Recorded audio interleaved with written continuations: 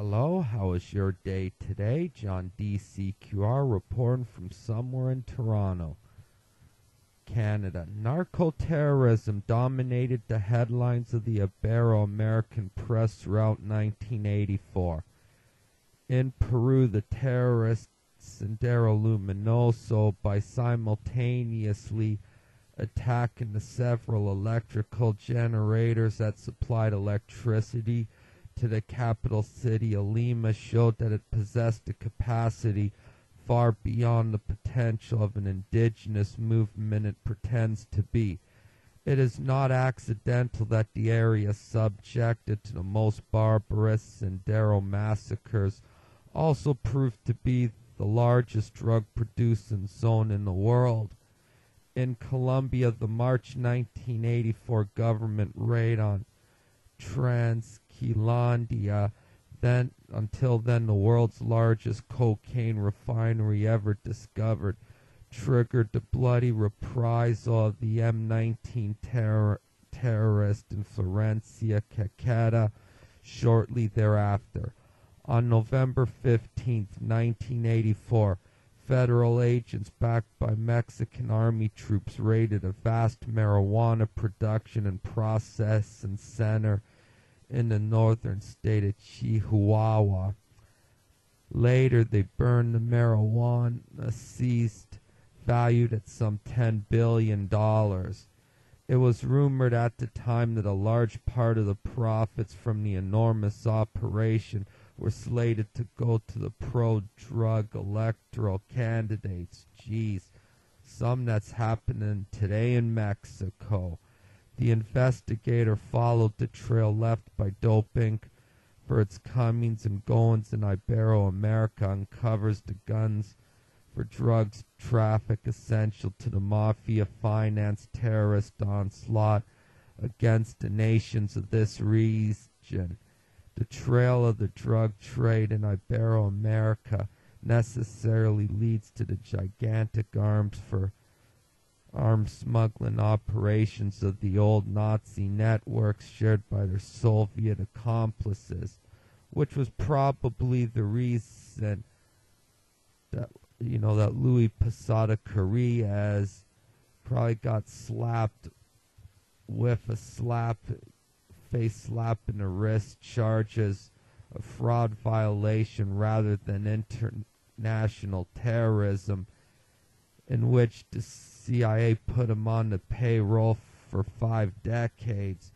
Could have been a possibility that Carrillas might have talked about the CIA's connection not only to the Black International, but also to the to Cuban and Russian intelligence.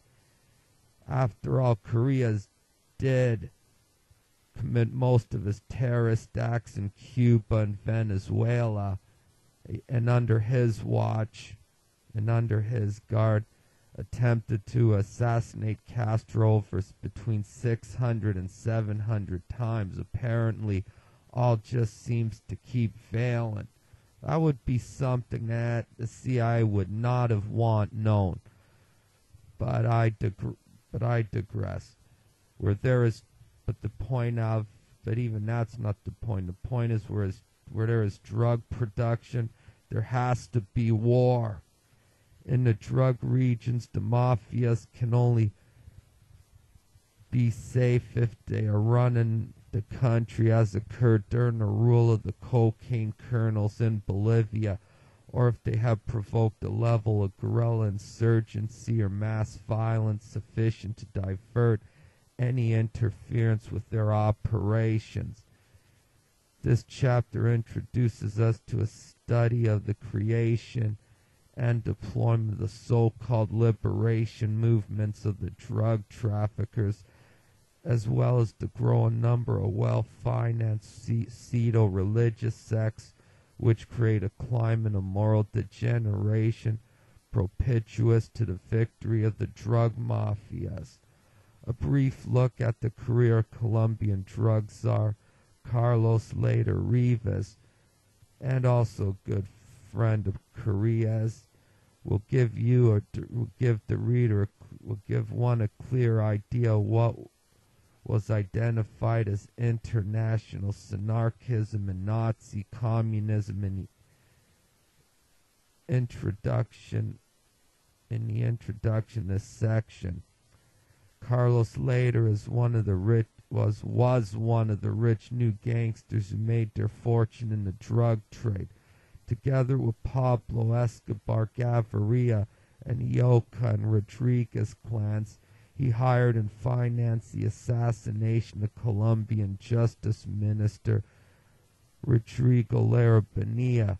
Later, and his accomplices also financed housing for the poor, sports stadiums, public and private zoos, and both municipal and national electoral campaigns.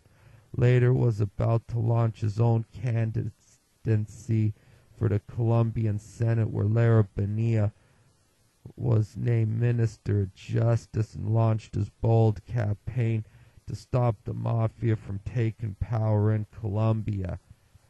Later was not only a part of the Vesco operation run from Cuba, but from Armenia. His native city runs his own national Latin civic movement. His newspaper Quindio Libre published a eulogy of Adolf Hitler in June 1983. In the same issue in which he compared his own Latin movement to the Green Party of West Germany, later considers Hitler one of his heroes. In an interview with El Espacio Bogota granted on July 13, 1983, later was asked, "Do you admire Hitler?" To which he responded logically, "Adolf was one of the greatest men in our history, a man who has been deformed by the Jews and the imperialists." In another interview, later plunged even further into anti-Semitism and racial fantasies. Adolf eliminated 21 million communists and 6 million allied enemies. He is the greatest warrior that humanity ever had. What happens is that the Jews will tell history the way they want the world to see it, but ask the Germans what really happened. For example, half my blood is German, and it is as if a Brazilian were to ask to speak about Colombia. He couldn't do it. He has to be a Colombian to speak about Colombia. The Jews never should have come to Germany. They should have stayed in their land. The same later who publicly endorsed the creation of the MAS Death to Kidnappers Assassination Squad now at the time presented himself as the true opposition to the obsolete farce of the monarchical oligarchy and a follower of the Jesuit leftist Camilo Torres, inspirer of the ELN guerrilla movement. When I was a child, they executed Father Camille because he dared to denounce the traitors. His spirit today illuminates the path of the brave popular masses. We are 28,000 brothers strong, the sole inheritors of the race of Bolivar, of the thousands of Indian races of our land and destiny. The declaration could well have been made by Abimiel Guzman, one of the founders of the Sendero Luminoso guerrillas of Peru. Later's praise for the environmentalists in the Green Party has the same motivation and origins as the hostility of Sendero Luminoso to progress in Western civilization. With their exhortations to learn from Brother Hitler, Green Party leaders Rainer Loggins and Rudolf Barrow at the Greens' November 1984 Hamburg conference expressed a Nazi-Communist ideology in a similar form. If we research the cultural and intellectual current called indigenism, the racist promotion of a specific Indian identity of the blood, the exaltation of black magic, people's medicine, and magical realism, we will find its priests not in the jungles of Peru, but among the anthropologists of the Sorbonne in Paris, and we will discover the origins of the fascist doctrine of blood and soil shared by the Nazis and the communist anthropologists of the 1920s, an ideological affinity which preceded the Hitler-Stalin pact.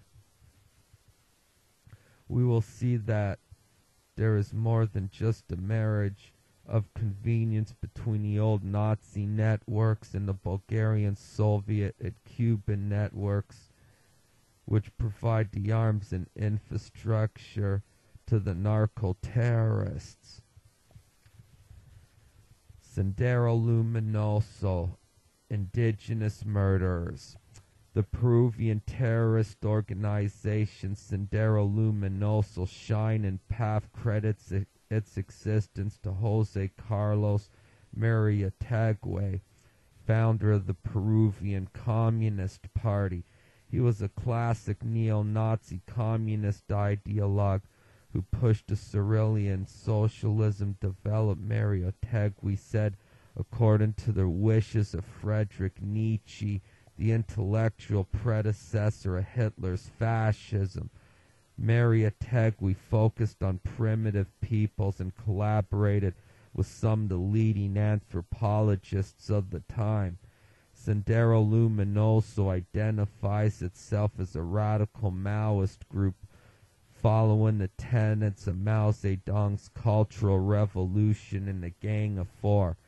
The ideology of Sendero Luminoso is Mother Earth cultism based on the alleged superiority of the indigenous cultures and at one with nature and naturally communistic.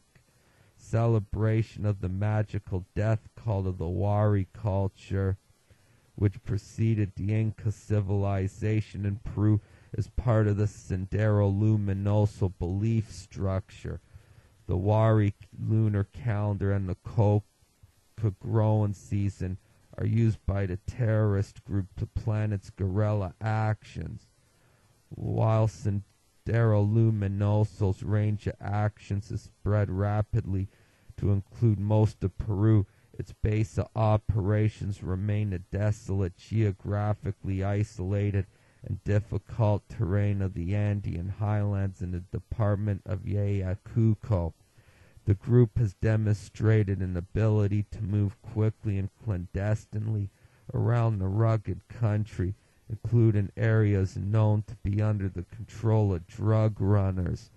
Sendero Luminoso has followed a strategy of laying siege to Peru's cities in order to bring about a collapse of the bourgeois state. Sendero Luminoso terrorists have attempted to cut off the flow of food supplies into the city, sometimes through raising farms and butchering livestock, attacking electrical power station and lines, and blowing up bridges. The group was targeted has targeted for attack and assassination local authorities who represent the bourgeois state, mayors, police, teachers, anthropology, and the Nazi-Communist Alliance. The Sendero Luminoso terrorists are a far cry from the defenders of the indigenous Quechua-speaking Indians of the southern islands that their international fellow travelers paint them to be. Their leaders are French-speaking graduates of the Sorbonne University, the same institution that produced the president of Butcher Pol Pot's camp at Chia Q Safan. Sendero Luminoso was created deliberately in a decades-long project by anthropologists, sociologists, and erstwhile missionaries. One of these, the proclaimed father of Peruvian ethnology, Theosophist cultist Louis E. Verceral,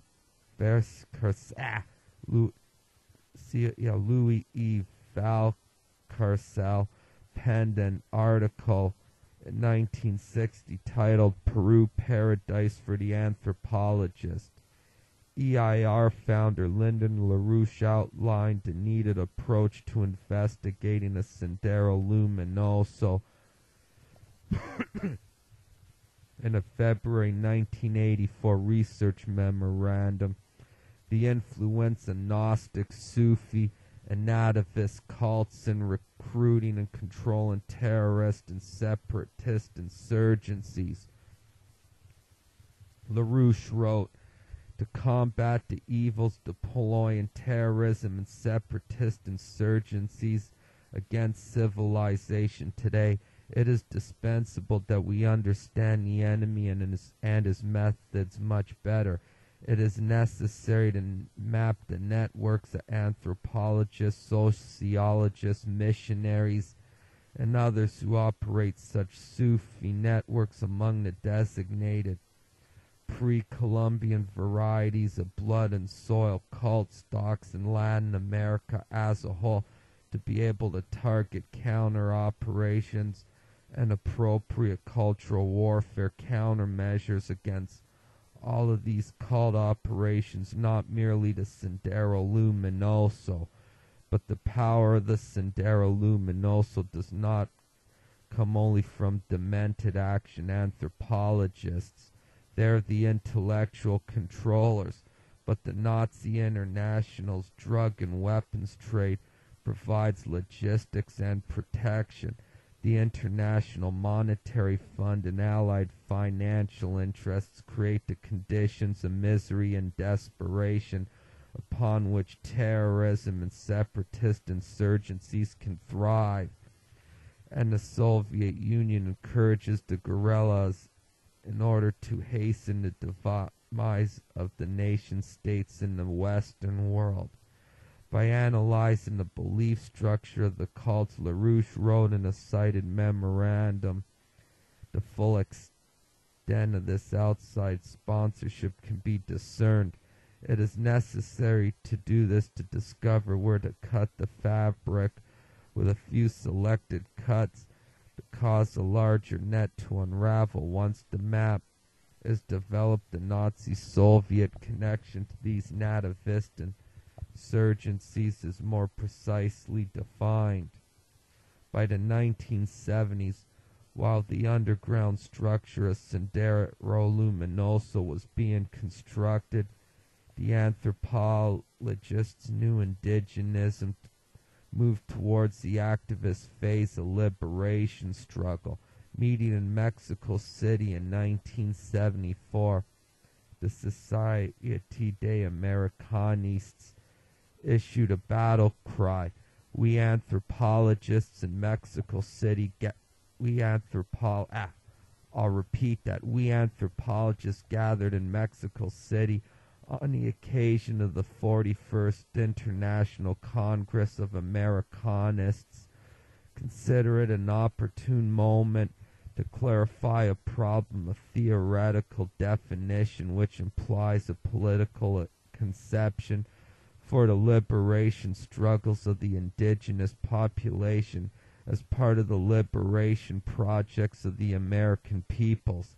At this time, we reassert the necessity for specialists in the social sciences to commit themselves to support at a level of efficient practice the liberation struggles of the oppressed minorities, emphasis added. In 1980, the same year that Sendero Luminoso surfaced as a terrorist movement, an umbrella organization for continental Indian liberation, the Indian Council of South America, CISA, was founded. Representatives from Indian separatist and activist groups from across the continent meant to plan a strategy for taking power. Shades of Chavez and Morales. I'll talk more about that later. At a march at the March 1983 Second Conference of the South American Indian Peoples, an organization sponsored by CISA, held outside La Paz, Bolivia. CISA representatives reported the successful completion of the initial phase of organization, expansion operations across the continent, recruitment of youth and training for both urban and rural liberation movements were announced as the next phase of the Indian operation. Geez, I wonder if the CIA also sent in representatives to that movement. The conference consisted of one diatribe after another attacking the idea of the nation state, lashing out at the uncontrollable development of destruction and anti-human technology, and glorifying the most brutal aspects of Indianness, coca choof, leaf chewing, as one of the cultural values most immersed in the Andean ceremonial and ritual world. It was a pure expression of the Indian ideology espoused by the fanatical Sendero Luminoso gang and, of course, by Hugo Chavez. The battle cry of the conference: let us organize and prepare ourselves physically and ideologically so that when we install our people into power, we totally change the judicial and governmental system. In power, we will change the Western system and thought. American and Soviet support for CISA and the Indian separatist movement throughout Latin America was restated as policy most recently by Anatoly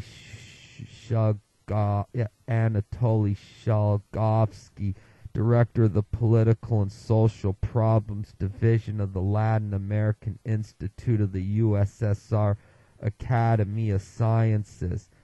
In the December 1982 edition of the Institute's magazine Latin America, Shalgovsky wrote that the characteristic trait of Latin America today is the broad incorporation of the indigenous masses into the liberation movement, the narco-fascist connection. Investigations by Peruvian police have determined that Italian fascist terrorist Stefano Della Chiaia, wanted for the 1980 bombing of the Bologna train station, which killed more than 80 people, is one of the controllers of Sendero Luminoso, according to an expose published in the Italian weekly Panorama. This highly significant lead conclusively establishes the link between the drug runners of the Nazi International and the Sendero Luminoso. According to a report by the Peruvian Police Reports Panorama, Della Chiaia organized one of the most spectacular actions of Sendero Luminoso, the assault against Lima, May 1983. In the northeast of Lima, the government is trying to convince the campesinos to drop drug cultivation, and through the advice of Della Chiaia, the narco-terrorists merged their forces with Sendero Luminoso. According to Bolivian police, the latest action of Della Chiaia was the coup attempt in La Paz when President Silas Zuazo was kidnapped. Panorama makes reference to the joint U.S.-Peruvian coca eradication program in the Tingo Maria region, northwest of Lima, which was canceled due to the following Sendero Luminoso attacks. More likely than not, They probably provoked him to attack Tingo Maria's Sendero Luminoso's second front. The joint program involved eradication of 4,000 acres of coca cultivation, NEA to encourage cultivation of alternative crops. Sendero Luminoso also mounted a major counter-organizing drive, recruiting an estimate 2,000 people in the valley to support their right to grow coca. The old problem reaction solution trick. On July 4th, 1983, a large band of guerrillas attacked the American aid compound. 5 Americans and several dozen Peruvian workers were withdrawn and the project canceled because the 224-man police strike force trained by the United States was unable to provide protection. Oh, I keep smelling CIA, Soviet, KGB collaboration. Looks like it. Delichai is a top operative of the Nazi International who got a start at the University of Rome in the 1960s, where he founded a group named the Nazi Maoists. He served as lieutenant to Nazi Klaus Barbie, the Gestapo butcher Lion, who stood trial in France for his World War II crimes, and running the cocaine trade in Bolivia, where the cocaine colonels have seized government power more than once. Bolivia sources warned the EIR in 1983 that the cocaine mafias of the Andean regions had set into motion plans to organize a region-wide Indian rights movement to facilitate their narco-trafficking operations.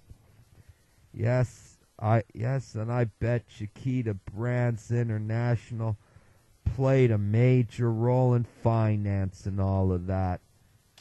There is no doubt that Sendero Luminoso has worked out a deal with the Peruvian dope traffickers, logistical support, money, and arms in return for protection against government war on drugs operations. Interior Minister Louis Pekovich stated on June 4, 1983, that intelligence agencies possessed proof of cooperation between the cocaine traffickers and the Sendero Luminoso terrorists. Citing as one example Sendero Luminoso's 1983 attack on Ayacucho jail, in which the terrorists took care to release the drug runners first. Intelligence experts point to the following patterns of Sendero Luminoso drug connection. Sendero Luminoso's base operation maps precisely onto the major coca producing areas in Peru in the south-central highlands of Ayacucho. Investigators have been unable to locate any outside supply routes for weapons, funds, and other logistics for the terrorists. That's because the same investigators in the intelligence operation were providing them with the weapons, funds, and other logistics. Sendero Luminoso's ability to deploy up to 2,000 terrorists in all corners of a country in which transportation remains a critical problem indicates the depth and sophistication and logistical capability which only the narco traffickers possess, e.g. aircraft. Peru has been with Colombia and Bolivia, one of the big three cocaine producers in Latin America. Its net outcome from cocaine production at the time was $6 billion annually, with a total GNP of about $20 billion. This makes cocaine the most profitable business in the land. Sendero Luminoso's area strongest control. Its base of operations is precisely the prime coca-growing region of Peru, the south-central highland department of Ayacucho, and the Valle de Alto Huallaga, which cuts through the departments of Huánuco and San Martin. In fact, the areas of Sendero Luminoso strength have registered an abrupt increase in production, while other areas have maintained their traditional rates of production. Exemplary is Alto Huallaga, which emerged as a rapidly growing coca producer in the mid-1970s, in which by 1983 was the #1 producing region. Sendero Luminoso's liberated zone in the Andean highlands, desolate and nearly impossible passable terrain which separates the urban coastal region from the eastern jungle drug corridor, provides a tight line of defense against law enforcement actions for the drug runners. The Sendero Luminoso interface with narco traffickers probably goes back to the beginnings of the terrorist cult activities ran out of the University Huamanga. By 1964, the coca plantation of Ayacucho, Senator Prodi, was reportedly being used as a base for jungle survival training for Huamanga professors and students belonging to the Sendero cult. Shining Path's first bloodletting operation in 1979 was the assassination of the police station along Parodi's access road. It is additionally reported that the Guzman group was collecting taxes on the drug trade, moving through their zone of control outside Ayacucho in 1971. Yep, and this is the first part of the Nazi-Communist Mafia's connection of the narco terrorists from the Contras to the Sendero Luminoso. Have yourself a nice day.